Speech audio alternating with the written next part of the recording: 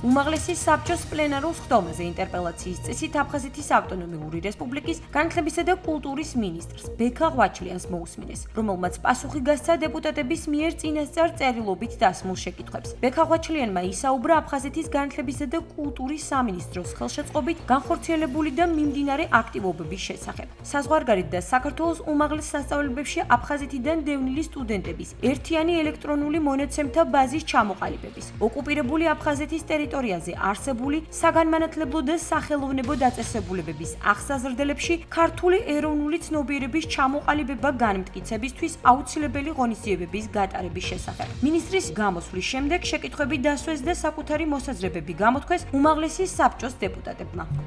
მინისტრის რანგში ეს იყო პირველი შეხვედრა უმაღლეს საბჭოში.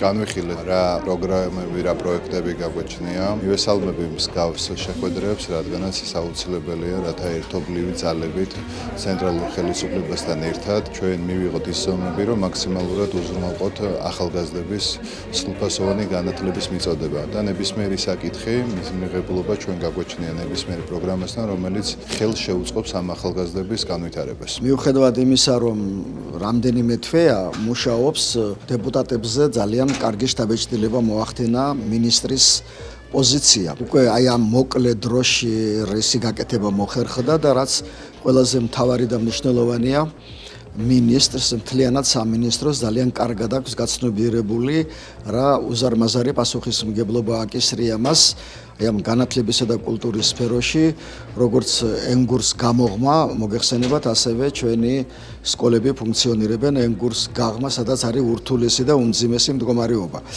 აი ყველაფერ ამ თემებზე იყო საუბარი და ჩემი კოლეგები, რომლებიც საკმაოდ კრიტიკულები არიან მთელი რიგი საკითხების განხილვისას, ამჯერად იყვნენ ერთსულოვანი შეფასებაში, რომ აი სამინისტრო ძალიან კარგად მუშაობს.